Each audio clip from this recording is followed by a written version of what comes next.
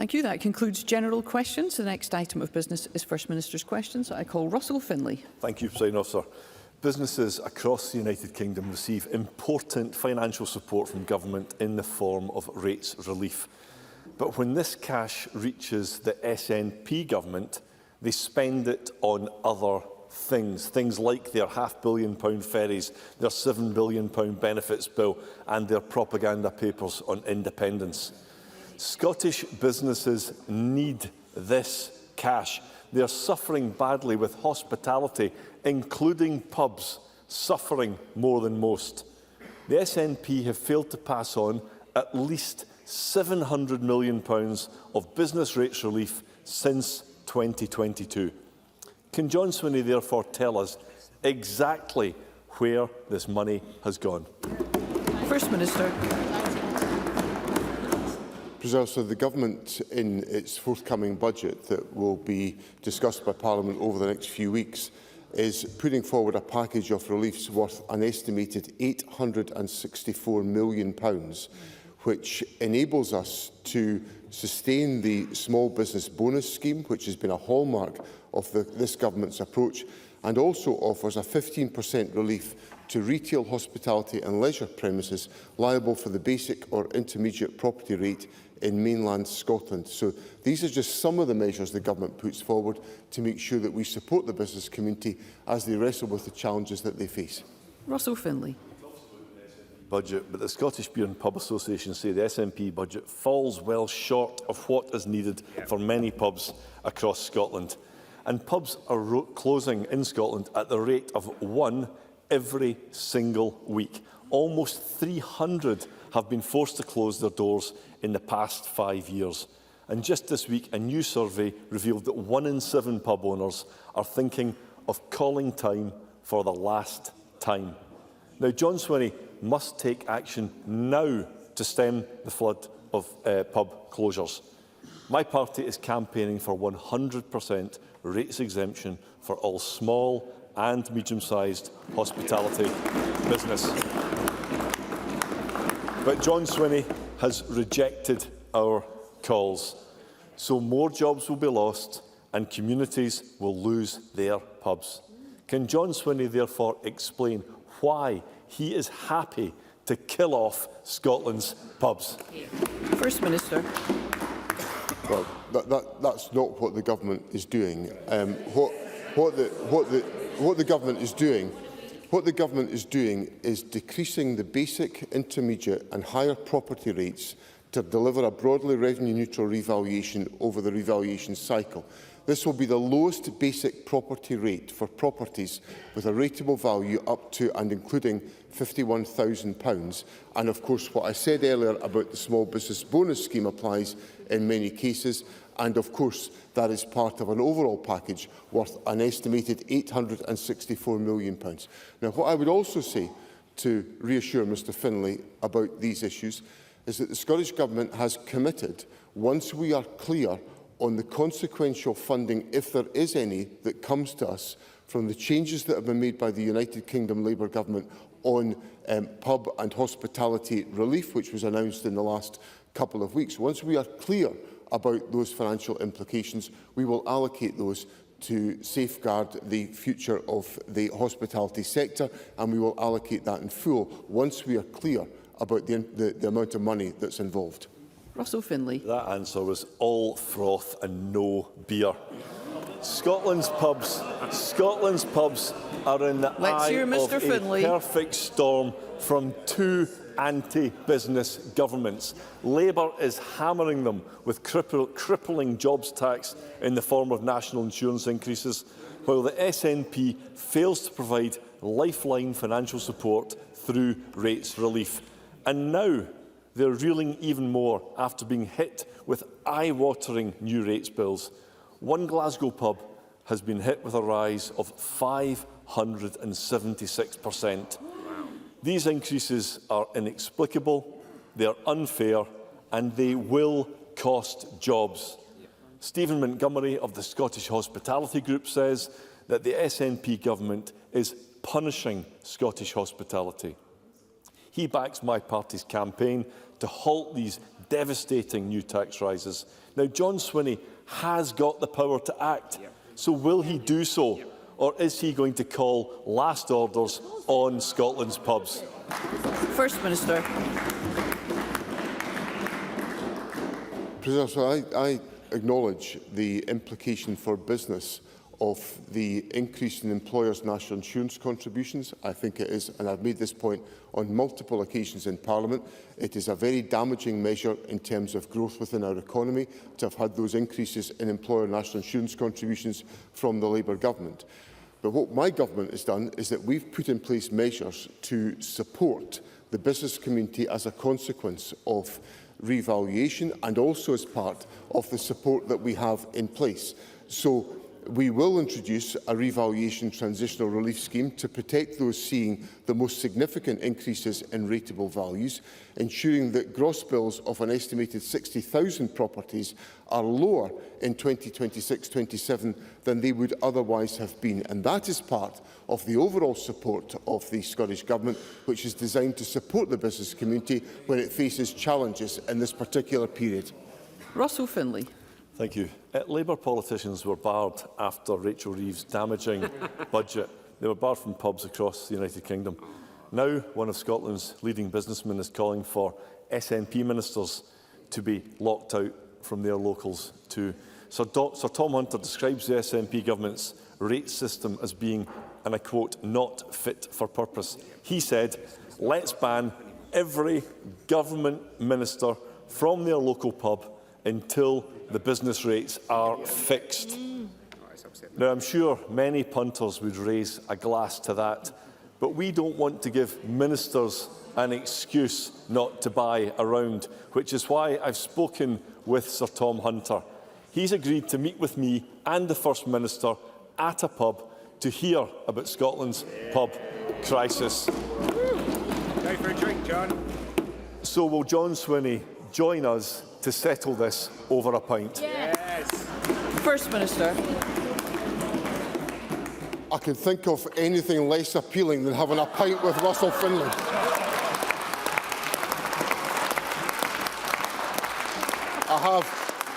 I have a trip to the dentist that would be more preferable than going for a pint with Russell Finlay. I'm sorry. Thank you. I'm sorry.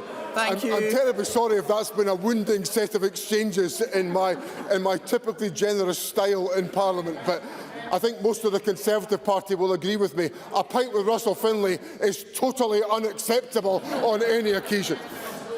To be serious, I accept the significance of these issues. I also take deadly seriously what Sir Tom Hunter says, and I engage with Sir Tom Hunter on a regular basis about a whole host of different issues, and I welcome his contribution to Scottish public policy and policy debate. But what I assure Mr Finlay about in every circumstance is that my government will do within the resources available to us all that we can to support business and the growth and the development of the Scottish economy, the success in investment, the bringing in of jobs, the low levels of unemployment. That's because this government's on the side of business and the economy in Scotland. Anna Sarwar. Presiding Officer, John Swinney has repeatedly said in this chamber that the first time the Scottish Government became aware of infection issues at the Queen Elizabeth University Hospital was March 2018. Does he stand by that position? First Minister. I do, Presiding Officer. Anna Sarwar. Just like last week, I'm going to prove to the First Minister that what he's saying is a blatant untruth, because this Scottish Government document makes clear that he knew before March 2018. It's here in black and white. March 2017, there was a higher than expected incidence of Aspergillus. Health Protection Scotland reported to the Scottish Government. July 2017, positive cases of Stenotrophomonas. Health Protection Scotland reported to the Scottish Government. Evidence of serious warnings to this government ignored. Aspergillus took the life of Andrew Lawrence. Stenotrophomonas took the life of Millie Main. These deaths and many others were preventable. And we now know that the Scottish Government evidence to the inquiry is incomplete. There were in fact 14 alerts to the Scottish Government between 2015 and 2018. So doesn't this prove that John Swinney's not telling the truth about what he and the Scottish Government knew and when and what they did about it? First Minister. Presiding Officer, the evidence before the inquiry clearly shows that the Scottish Government was only made aware of a water contamination issue at the Queen Elizabeth University Hospital in March 2018. Incidents reported through the Hospital Infection Incident Assessment Tool prior to March 2018 did not suggest there were wider problems with the water system at the Queen Elizabeth University Hospital. All of this evidence is already before the inquiry, and it is right that Lord Brodie be given the time and the space to get to the truth for families without political influence, interference or speculation on the outcome of his conclusions. Anna Sarwar. Presiding Officer, it's not speculation, it's Scottish Government documents that proves that what John Swinney is saying is not true. This was Scotland's newest and largest hospital, and Shona Robeson and the Scottish Government got 14 alerts about infections between 2015 and 2018. Warning after warning was sent to the SNP government and met with inaction, and people died as a result. Worse than this, the Scottish Government's instinct was to close ranks and cover up. And nowhere is this clearer than a senior official, the Chief Nursing Officer appointed by Shona Robeson and the SNP, saying she couldn't understand why Greater Glasgow and Clyde had not just offered the families 50 grand, which is a trip to Disneyland. Shameful! Utterly shameful, and it should shame every member in the SNP government and on the SNP benches. Bribes rather than truth and justice. So enough, enough. The pain this government has inflicted on these families is through the roof. So enough. Finally stop. Stop the denials and the cover-up. Stop the gaslighting of the families and the whistleblowers and the staff. And for once, just be honest. First Minister.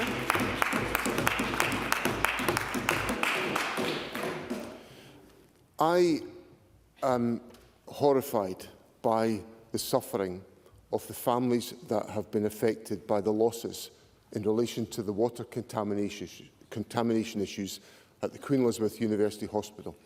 That is why this government set up a public inquiry, so that Lord Brodie could undertake all the examination of the evidence to look at all of the issues that are involved and to give the truth to the families involved. And I want to make, and I've been, Mr Sarwar, for a week, has basically attacked my personal integrity.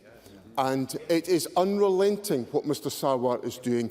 And it is a sign of total desperation by Mr Sarwar in how he is conducting himself. Now, Mr Sarwar has written a letter to Lord Brodie. I am appalled by its contents.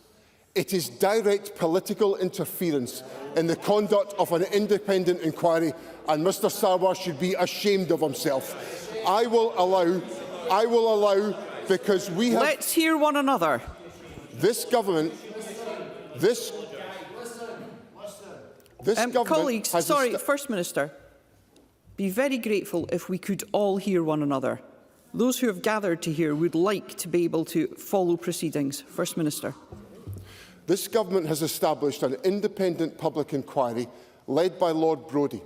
We will respect the law and allow Lord Brodie to undertake his inquiry, and we will distance ourselves entirely from the direct political interference that Anna Sarwar is perpetrating in his letter to Lord Brodie. The Labour Party and Anna Sarwar should be ashamed of themselves for their conduct. Question number 3. I call Gillian Mackay. Drilling for oil and gas in the Rosebank oil field is set to tip Scotland over the edge of climate disaster. And this week we also learned it will directly fund a company complicit in the illegal occupation of Palestine.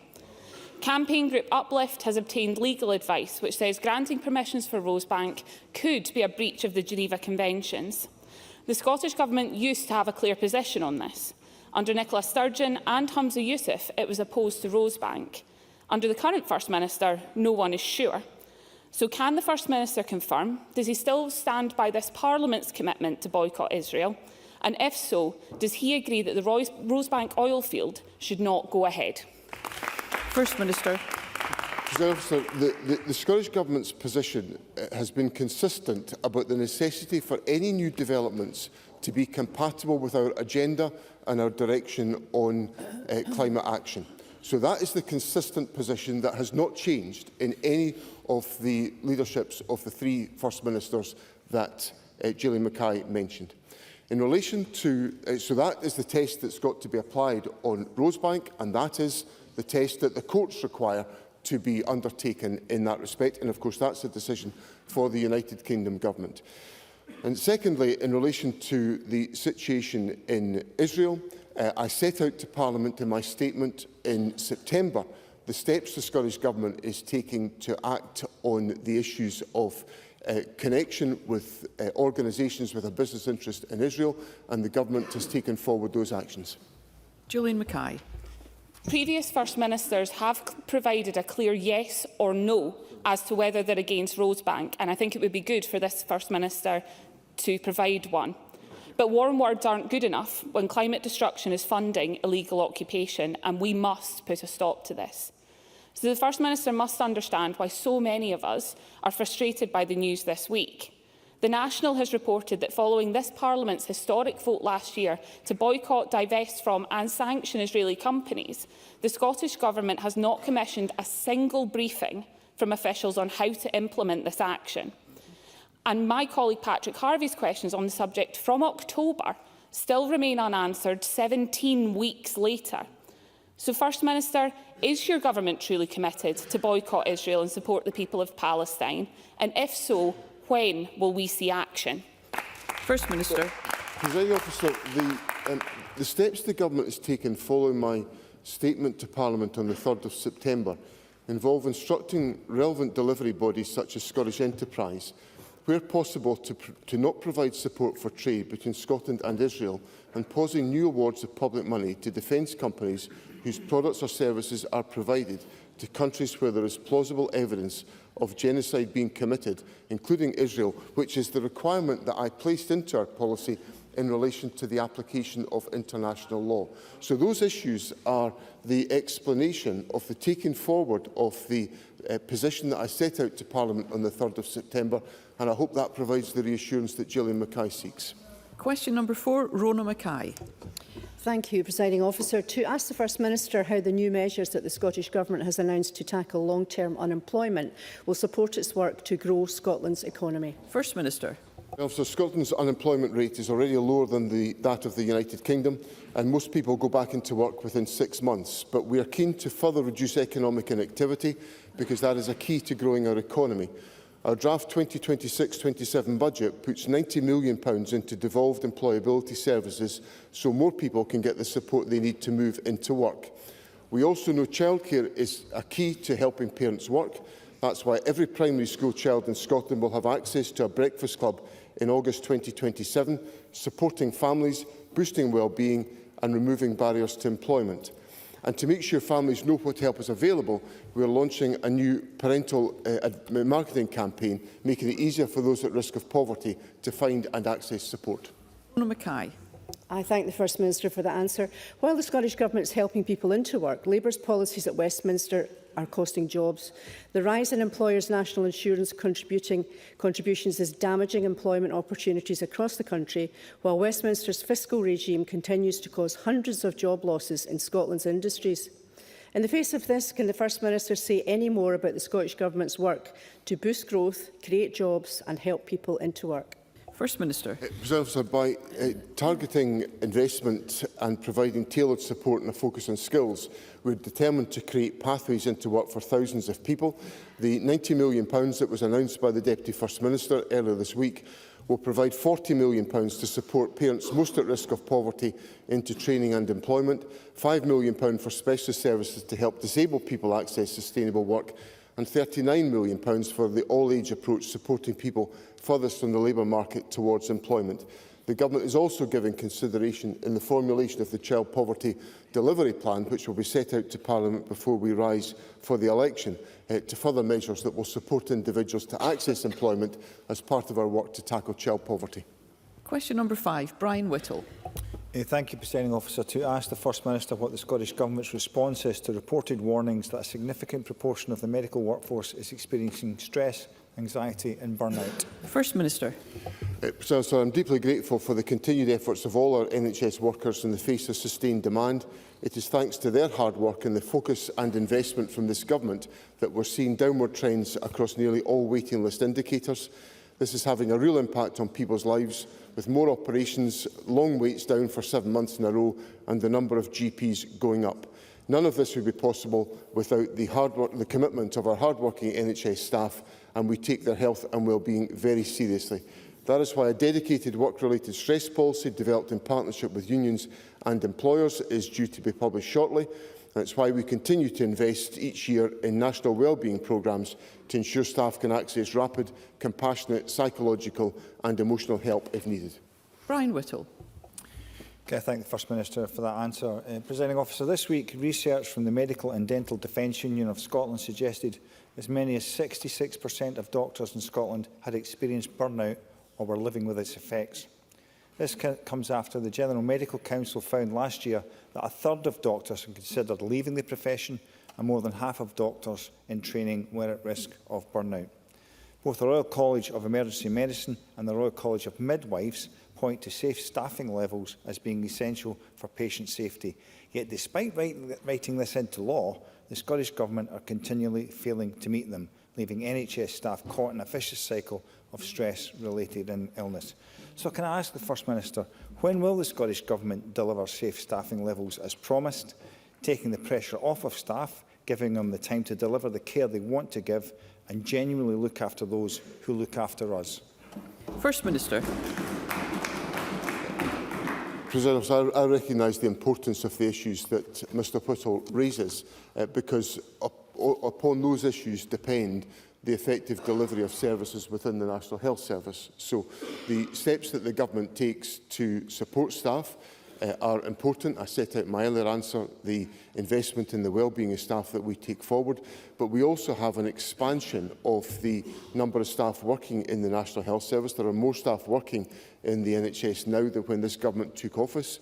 It's an increase of over 27% with more nurses and midwives, and there are more medical and dental consultants. I think what I would say to Mr Whittle is that those commitments to expansion of staff are important. They are also helping us to deliver results with the sustained reduction in waiting times in the National Health Service, the increase in the number of procedures that have been undertaken, and for that I express my gratitude to the staff of the National Health Service for all that they contribute to make that possible. Carol Mockin. Thank you, Presiding Officer. Our hard-working NH staff always do the best they can, but they are being driven to burnout. Protecting the well-being of staff is a vital part of ensuring that patients get the care and support that they need, but we are facing a workforce well-being crisis. That is the case. So what tangible action will the First Minister take in response to the staff who are thinking about retiring early and leaving Scotland's NHS because of burnout, not because they wish to? We really need their skills and we should value that experience that they have. First Minister. I agree with the point that Carol Mockin makes. I want staff to feel fulfilled in their work. I want them to be able to make their contribution. I think the evidence is there that that is happening because we are seeing that increased level of activity within the National Health Service and that sustained reduction in long waits, which I promised the public I would deliver, and I am delivering it for people. And that's only been possible because of the commitment that's been made by staff and the resources that have been put in by the Scottish Government to make it possible. I do stress the fact that we have wellbeing support that's in place across all health boards in the country to make sure that staff feel well supported, and that is an important priority for the Government. Question number 6, Rhoda Grant. To ask the First Minister what action the Scottish Government is taking to ensure the long-term financial and operational stability of specialist domestic abuse services in the Highlands. First Minister. Presiding Officer, we remain steadfast in our commitment to preventing and eradicating violence against women and girls, and have allocated over £30 million through the Scottish Budget to this vital work in 2026-27. This includes around £1.25 million to services in the Highlands through the Delivering Equally Safe Fund for the next financial year, to enable recipients to continue their work to prevent violence and support survivors. As noted in our Equally Safe delivery plan, we are committed to developing a flexible and stable funding model that reflects the ambitions of Equally Safe. Rhoda Grant. The First Minister will be aware that women's aid groups in the Highlands have moved from a service level agreement to a procurement process with Highland Council, and that's left them facing significant cuts. Not only do they face cuts in council funding, but their multi-agency risk assessment conference funding and refuge funding are also at risk. Neither do they have their Scottish Government funding for next year in place. A cross-party group of MSPs have requested an urgent meeting with Highland Council, but have had no response.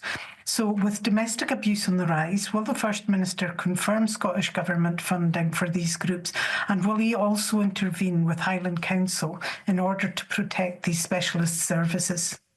First Minister. Presiding Officer, I recognise the significance of the issue that Rhoda Grant raises, and the Government is providing funding directly to Women's Aid in Inverness to the tune of £219,000. Now, obviously, the issues that Rhoda Grant raises with me are around programmes and services that are funded by Highland Council. I'm aware that, as she has said in her question, which I'm aware from colleagues, there has been cross-party representation to Highland Council on this question, and in the light of the representations made to me, I will ask the relevant minister to write to the Leader of Highland Council to request engagement with cross-party MSPs on that important issue. Pam Gossel. Thank you, Presiding Officer. Presiding Officers, just like the Highlands, my area of Western Bartonshire is faced with an ever-increasing number of incidents of domestic abuse. It was reported that a total number of women and children experiencing domestic abuse in Western Bartonshire who asked for help rose by 7.59% to 1,729 in just 1 year. Presiding Officer, these are shocking figures, making Western Bartonshire the local authority with the second largest number of incidents recorded by 10,000 people. At the same time, services offering vital support are starving for funding. When I brought this up during the Equalities Committee on Tuesday, the Cabinet Secretary for Finance and Local Government blamed misogyny and not their own government's shortcomings. So can the First Minister guarantee that services in the Highlands, in Western Bartonshire and across the country will receive the funding they deserve? First Minister. Well, there is provision in the Government's budget for financial support to the funding for tackling domestic violence and the abuse that women and girls suffer, and that is to the tune of over £30 million in the budget. And I've made no secret in my answers to all questions about violence against women and girls that the behaviour of men has got to be confronted. So it's a completely legitimate argument for that to be made in Parliament or in parliamentary committees. Now, what I would say to Pam Gossel is there is an important opportunity coming up in the course of the next few weeks to vote to provide this resource to women's aid organisations and to tackle domestic violence. And that will only happen if Parliament supports the Government's budget. I will certainly be voting for the Government's budget, and I would encourage others to do likewise. Thank you. Move to constituency and general supplementaries. And I call George Adam. Thank you, Presiding Officer. It's been revealed that during the financial crisis, Peter Mandelson was selling our economy down the river. Our First Minister, then the Finance Secretary, was working all hours to protect Scotland's economy and the people of Scotland. The Labour Party's old friend was undermining him every step of the way, leaking sensitive information to Jeffrey Epstein. Can the First Minister tell me if he is aware of any impact this Westminster scandal has had on any Scottish financial institutions? First Minister. Presiding Officer, I'm absolutely appalled by the revelations that have come forward in recent days about the involvement of Peter Mandelson in sharing information at the height of the financial crisis with Jeffrey Epstein, a convicted paedophile, and he was doing that as a serving government minister, and that somehow was overlooked when he became Keir Starmer's nominee to be the United Kingdom's ambassador to the United States. Now, at the time of the financial crash, I was taking decisions as Finance Minister to make sure that investment in housing could be sustained when private investment had stopped. These were direct financial decisions which were affecting the livelihoods of people in Scotland. I'm appalled that we were being undermined at the same time. Now, what I've asked my Permanent Secretary to do is to explore whether there was any risk undertaken to the strength of the decision-making in the Scottish Government, and I've also asked for that in relation to the engagement I had with the United Kingdom Ambassador to the United States last year when I was acting to protect the Scotch whisky industry. It's an absolutely atrocious set of circumstances, an appalling judgment by the Prime Minister, and it is dreadful that Scotland and the United Kingdom have been exposed to such weakness as a consequence of the poor decision-making of the Prime Minister. Murdo Fraser. Thank you, Presiding Officer. Given everything the First Minister has just said, none of which I would disagree with, does he have any regrets about staying in Washington, DC in September last year at the residence of the disgraced former UK Ambassador Peter Mandelson, given everything that was known about his relationship with the convicted paedophile It's here, Mr. Fraser. I was not responsible for the appointment of Peter Mandelson as the ambassador to the United States. That was the foolish and inept decision of the Prime Minister to appoint Anas Sarwar's old friend as the ambassador to the United States. Now, when I go on overseas trips, I have a choice about where I stay. First Minister, First Minister, I am really keen that we have an opportunity for optimal scrutiny. That cannot occur if members are shouting. First Minister. And the first people to complain if I had chosen to spend public money staying in a hotel rather than in the British Embassy would be the Conservative Party members in this Parliament. And just to give them all total, complete information, when I went to Lusaka in Zambia and when I went to Lilongwe in Malawi, I stayed in the British High Commissioner's residence to make sure that I was being careful and prudent with the public purse, as the people understand me to do. And of course, as the Conservative Party are shouting and bawling at me about this whole issue, let me remind them that one of their colleagues, using AI, is wasting hundreds of thousands of pounds of public money asking pointless parliamentary questions. It's Douglas Lumsden, and they should all be ashamed of themselves.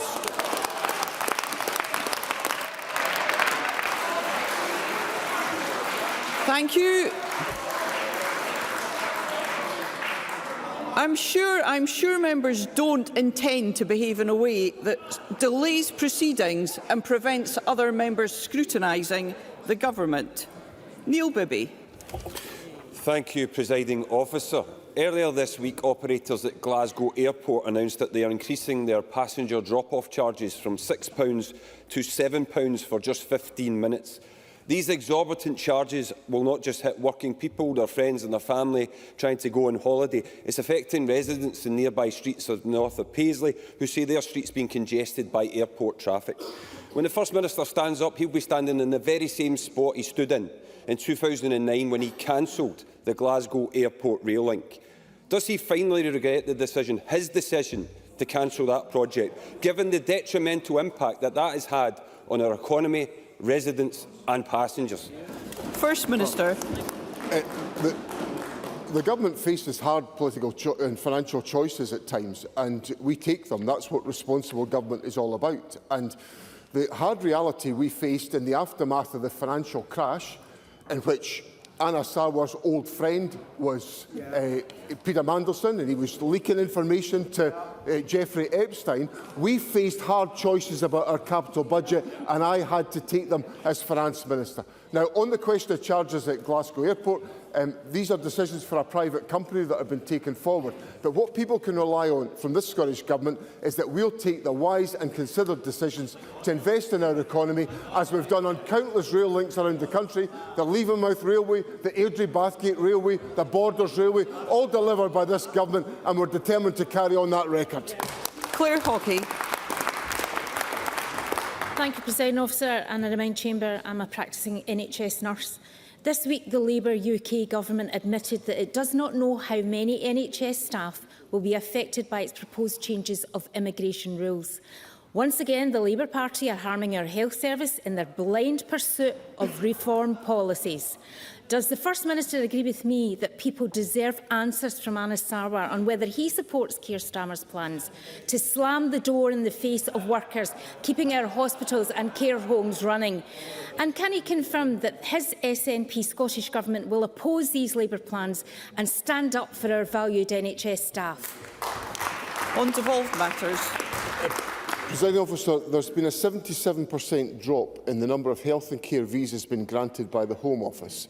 And that is going to have a direct effect on our health and care system, where in the last survey I saw, social care workers, for example, were 26% of those workers were workers that had come from other countries.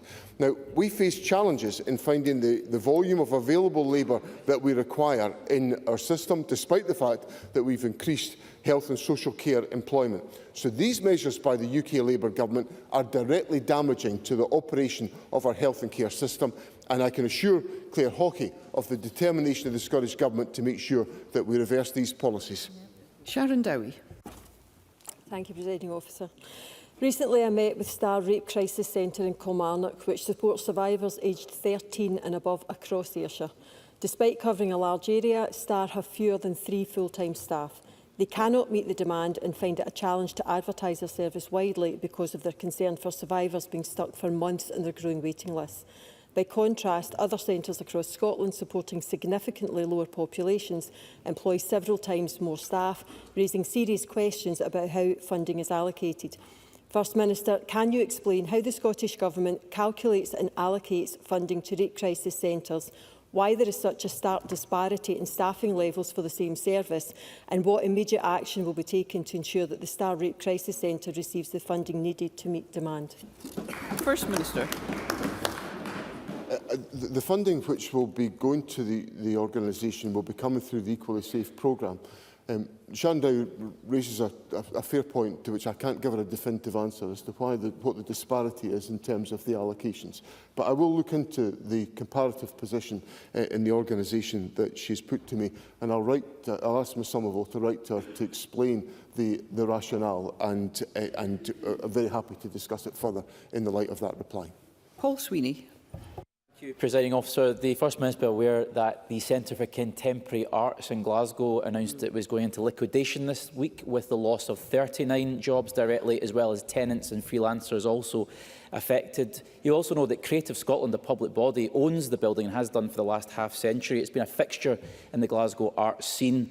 They have failed to intervene in this situation, and it does not square with the Government's Fair Work commitments on consultation, dignity at work and worker protection. So I asked the First Minister to intervene directly with Creative Scotland and order them to set up a successor organisation to re-employ those workers and reopen this critical cultural organisation in the heart of Glasgow, in a city which has already suffered greatly from the art school's ongoing fire and aftermath and the wider issues of regeneration on Sauchiehall Street. I hope he will commit to doing that. First Minister. Creative Scotland have engaged with the Centre for Contemporary Arts over a long period of time to try to find a solution to the centre's financial challenges. When the CCA became insolvent, Creative Scotland were not able to issue any further payments under the CCA's multi-year funding award. That would not have been an appropriate use of public money. The Scottish Government, through Creative Scotland, will, however, continue to engage on the issue and to work as Creative Scotland is currently doing to find a new operator for the building as soon as possible, recognising the cultural significance of the CCA in Glasgow. So I think it's one of these cases where the rules on public finance and the ability to deploy that where an organisation becomes insolvent put a real obstacle in being able to operate continuously. But there is work underway through Creative Scotland to find alternative routes, and I hope that bears fruit. And obviously, ministers will keep Mr Sweeney involved and informed of the developments. Claire Adamson. Thank you, Presiding Officer. Since 2015, I have been supporting WASPI women in my Rotherham and Wishaw constituency. WASPI campaigners from across Scotland have come to the Parliament today. Some of them are in the gallery, and they are rightly challenging the Labour Government's latest U-turn, which denies WASPI women compensation for a second time. Labour Party politicians, some of whom are also in the chamber today, tweeted photos of supporting, standing shoulder to shoulder with WASPI women, only to portray them in power. At this time, when more than 2 Scottish WASPI women a day are dying without compensation, what assurance can the First Minister provide to WASPI women that the SNP Scottish Government will stick to its principles and continue to stand by their side, unlike the so-called Scottish Labour Party? First Minister.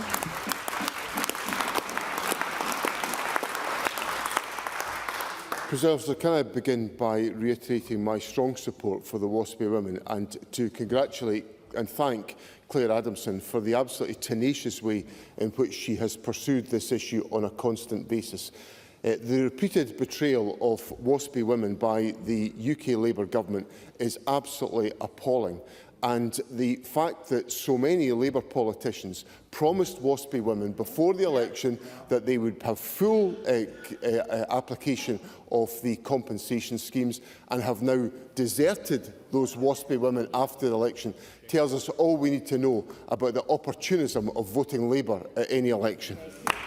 Liam Kerr. Thank you, Presiding Officer. For over 2 years now, Aberdeen Royal Infirmary has reported worsening ambulance stacking caused by spiralling waiting times. Last week, further delays were caused when a patient sprayed CS gas into the eyes of a nurse and a security guard, locking down ARI altogether. In fact, figures show police are called to ARI every other day to deal with assaults and disturbances. At the heart of this are exhausted, dedicated staff and patients waiting in agony, bearing the brunt of a lack of government action. So when will the First Minister finally get a grip of this situation at ARI and personally intervene to help these hard-working staff and long-suffering patients? First Minister. So the Health Secretary is actively engaged with NHS Grampian on the issues at Aberdeen Royal Infirmary. We work in partnership with the Scottish Ambulance Service, which is resourced to ensure that the needs of patients are met. On a majority of occasions, Scottish Ambulance Service emergency incidents are managed without any need to transfer to hospital, but there is a need when those transfers are required for that to be efficient and sustainable. And these issues are at the heart of the engagement between the Government and NHS Grampian to improve the situation at Aberdeen Royal Infirmary. Joe Fitzpatrick. Thank you, Presiding Officer. I join disabled people, third-party organisations and colleagues in welcoming the first Disabled People's Cabinet hosted by the First Minister this week. I was therefore appalled to learn that the Labour Party have quietly lodged a motion to annul the changes this SNP government is trying to make to voting rights on local integrated joint boards. These changes would give disabled people, unpaid carers and people who use social care packages a vote on the services that affect them. Not content with stripping disabled people of their benefits, the Labour Party is now trying to silence their voices on local services. Does the First Minister therefore join me in calling on the Labour Party to back the voting rights of disabled people, carers and other people with lived experience and reverse this shameful betrayal? On matters of devolved responsibility. President, I was deeply grateful to disabled people who met with the Cabinet on Tuesday, and we had a very substantial and thought-provoking conversation about the challenges and issues that are faced by disabled people. It was clear one of the clear requests of disabled people was for them to have a voice in integrated joint boards and to be able to exercise that through voting rights. And that's what the government is providing for. I'm absolutely lost for words that the Labour Party is opposing us on all of this. And I think it's another lesson that people have got to be very, very careful about voting for the Labour Party, because whether it's WASPy women or disabled people, what they can rely on is the Labour Party will let them down. Douglas Ross. Thank you, Presiding Officer. This week, the Scottish Government are in court arguing that evil men should continue to be housed in the female prison estate. Now, the First Minister wanted as much information about this in the public domain, which is why he released the written case. In that written case, the government's defence of their position is to make a comparison between a mum taking a baby boy into a changing room is somehow the same as murderers, male murderers, being in the female prison estate. Is the First Minister genuinely happy that that is the defence his government are making? And is he content to spend public money on this court case? First Minister. President Officer, this is a live court case that's been heard at this present moment. And what the government is doing, as any responsible government must, is ensuring that the policy position that's applied complies with all of our legal obligations, including, of course, the Scotland Act and the European Convention on Human Rights. Thank you. That concludes First Minister's questions. Point of order, Edward Mountain. Very briefly, Presiding Officer, during general questions, I raised a question on aquaculture. It would have been fair of me to raise that I have an interest in a wild salmon fishery. So I do that now, Presiding Officer. Thank you. Thank you, Mr Mountain. The next item of business is a member's business debate in the name of Claire Haughey, and there will now be a short suspension to allow those leaving the chamber and the gallery to do so.